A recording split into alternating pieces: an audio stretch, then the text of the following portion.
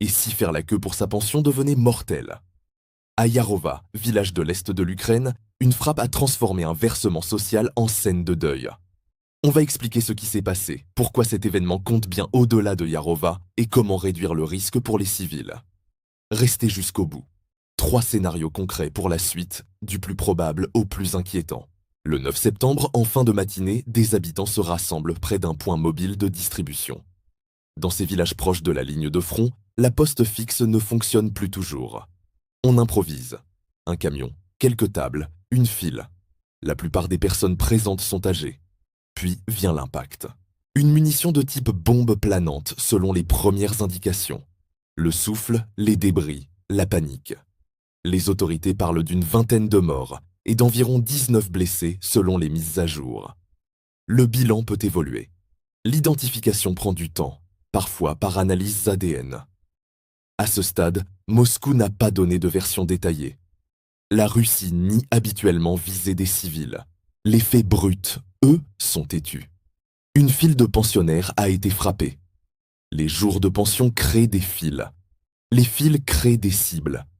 À l'air libre, sans abri solide, l'effet d'une munition lourde est dévastateur. Il y a la dimension régionale et internationale. Chaque pic de frappe provoque des ajustements d'alerte chez les voisins, des débats sur l'aide anti-aérienne, sur les sanctions, sur la manière de protéger les civils en zone de guerre. Ce que l'on sait est simple. Le lieu était un point de versement. Les victimes étaient majoritairement âgées. Le village est proche du front. Ce que l'on ignore encore exactement.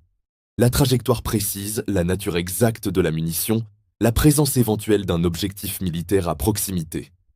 L'enquête indépendante est nécessaire. Elle prend du temps. Mais l'urgence, ici, c'est de réduire immédiatement le risque pour les prochains versements. Premier scénario. Les autorités adaptent la logistique de façon incrémentale. On déplace les retraits en intérieur dès que possible. Gymnase, salle communale, abris renforcés. On échelonne les créneaux pour éviter les files. On préalerte le moins longtemps possible pour limiter la prévisibilité. Et on couple les versements à l'alerte aérienne. 6 sirènes, report automatique, pas de file à l'extérieur. Le risque diminue. Il ne disparaît pas. La proximité du front et la puissance des bombes planantes maintiennent une zone d'incertitude. Deuxième scénario. Les partenaires accélèrent la livraison de moyens de défense aérienne et de munitions d'interception vers les localités proches de la ligne.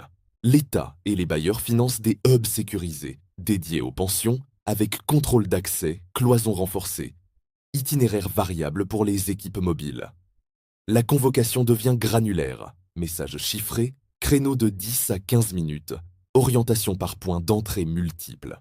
Les personnes les plus fragiles disposent d'alternatives. Paiement à domicile sous escorte, carte prépayée rechargeable, relais bancaire mobile. La mortalité liée aux fils diminue nettement. Les fils disparaissent presque. Troisième scénario. Les attaques se répètent contre des services de base. Pensions, distributions alimentaires, points de soins. La désinformation brouille l'interprétation des cibles, ralentit les ajustements, crée de la peur. Les restrictions d'espace aérien se multiplient. Les versements accusent des retards. La confiance locale s'érode. Les ONG et les autorités passent plus de temps à gérer l'urgence qu'à améliorer la protection. Résultat, des personnes âgées renoncent à se déplacer. La précarité augmente et le cycle de vulnérabilité s'aggrave. Alors, que peut-on faire dès maintenant de manière réaliste? D'abord, l'intérieur par défaut. Chaque file à l'air libre doit devenir l'exception.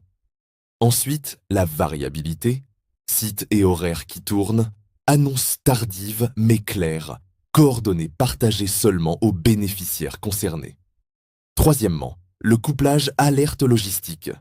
Aucune distribution quand le niveau de menace est élevé, reprise dès retour au calme, et report automatique sans pénaliser les bénéficiaires.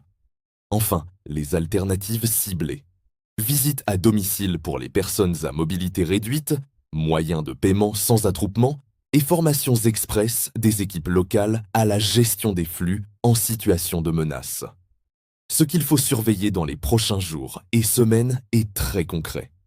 Y aura-t-il des annonces de rotation ou de renforts anti-aériens couvrant les localités proches du front?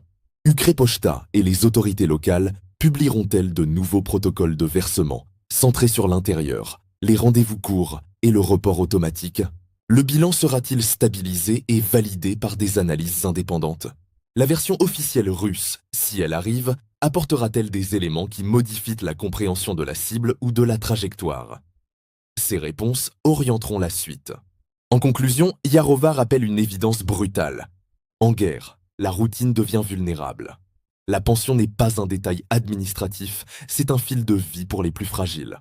Réduire le risque demande 3 choses en parallèle. Protection civile mieux pensée, couverture anti-aérienne, là où elle sauve le plus de vies, et ingénierie logistique pour que les fils disparaissent. Dites-moi en commentaire ce qui vous paraît le plus sûr. Des retraits en intérieur sur rendez-vous, des paiements à domicile ou des solutions numériques adaptées. Et si cette analyse vous a été utile, abonnez-vous à Géopulse AZ pour des décryptages sobres, sourcés et centrés sur l'essentiel.